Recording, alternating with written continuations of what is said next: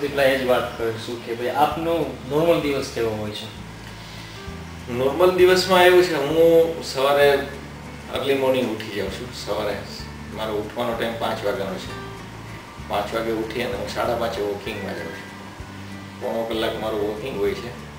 વોકિંગમાંથી આવીને હું અડધો કલાક યોગા અને પ્રાણાયામ કરું છું સવારમાં.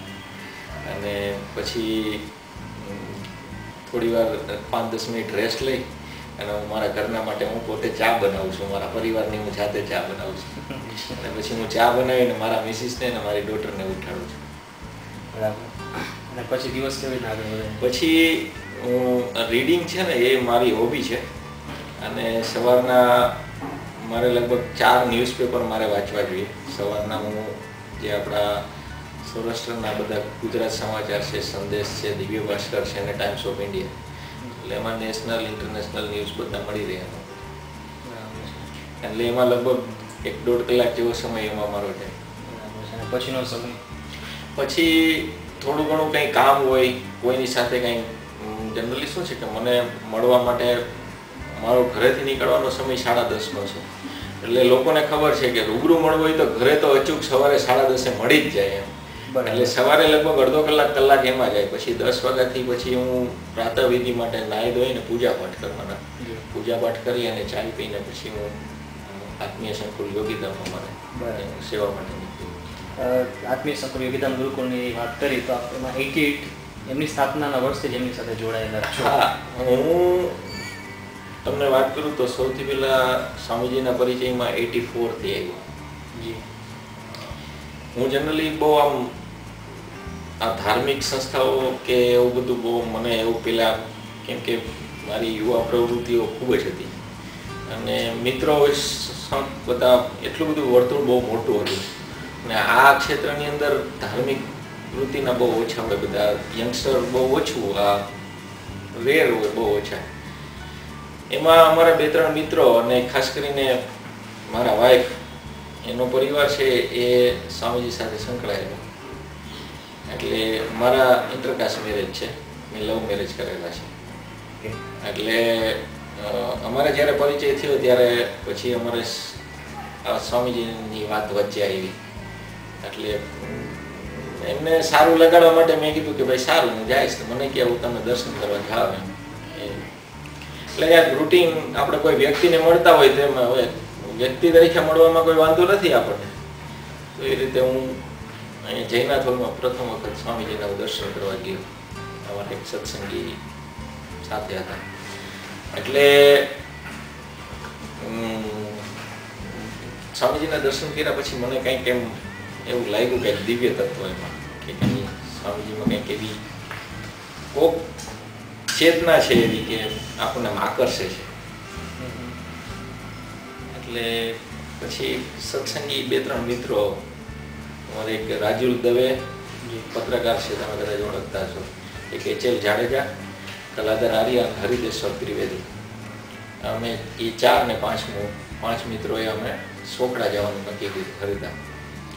અને ત્યાં જઈને પછી સ્વામીજી સાથે પછી વિગતે બધો પરિચય થયો, ઓળખાણ થઈ, અરસપરસના બધાના જે કોઈ એક્ટિવિટી કરતા હતા એનું. એટલે સ્વામીજી મારી ઉપર ખૂબ જ રાજી થયા. ખૂબ પણ એને આવડી મોટી વ્યક્તિ હોવા છતાં આટલું મોટું ટ્રસ્ટ, આટલી મોટી સંસ્થા ચલાવતા પણ અમને જે એને સાચવા છે, અમને જે રીતે એને ટ્રીટ કર્યા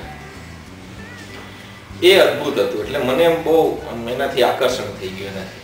અને પછી અમે ત્યાંથી બહાર નીકળતા હતા ત્યાં ત્યાગવલ્લભ સ્વામી સાથે મને અમારા મિત્રોએ પરિચય કરાવ્યો કે આપણા રાજકોટના સંત ત્યાગવલ્લભ સ્વામી છે. ત્યાગ સ્વામીજીને તો જોતા મને આમ લાગણી થઈ જ, પણ ત્યાગ સ્વામીને જોયા પછી મને એની સાથે પ્રેમ થઈ ગયો. જી. અને એ પ્રેમ આજ સુધી અખંડ છે. બરાબર છે.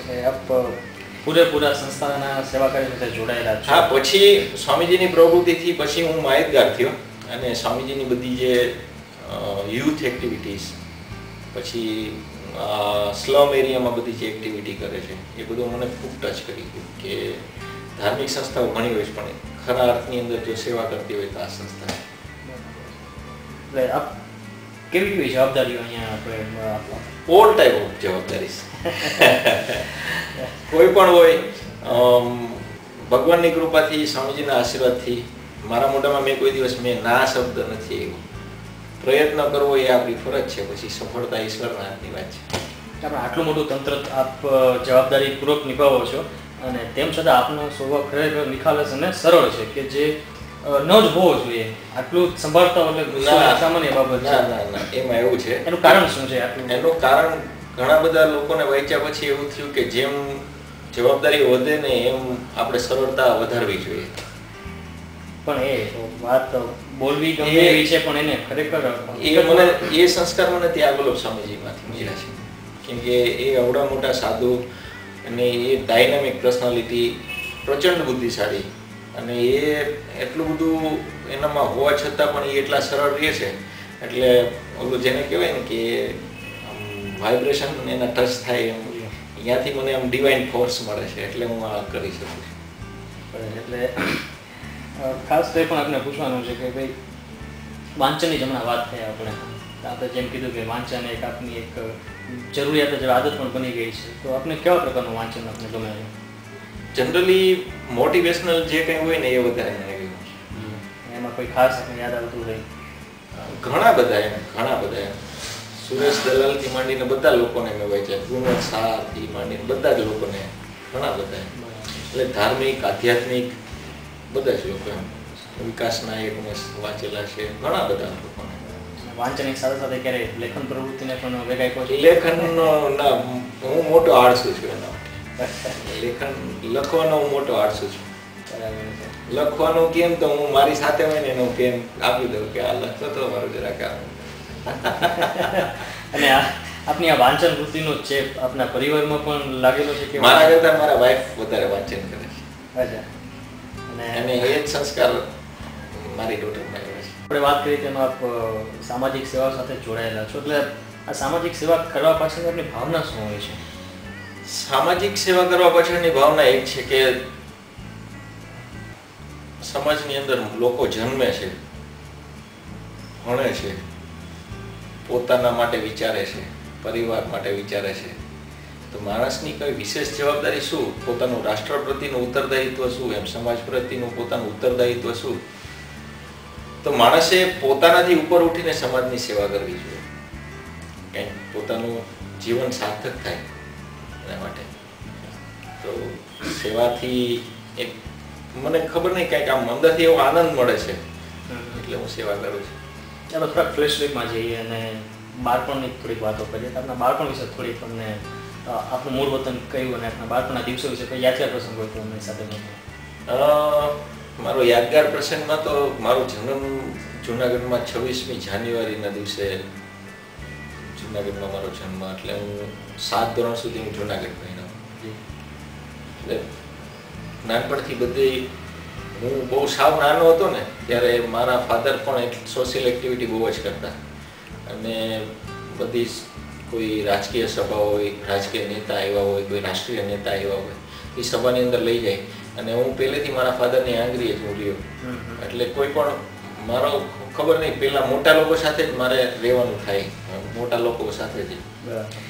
એટલે હું નાનો હતો ને ત્યારે હું મોરારજી દેસાઈના પ્રવચનની અપ ટુ ડેટ કોપી કરતો.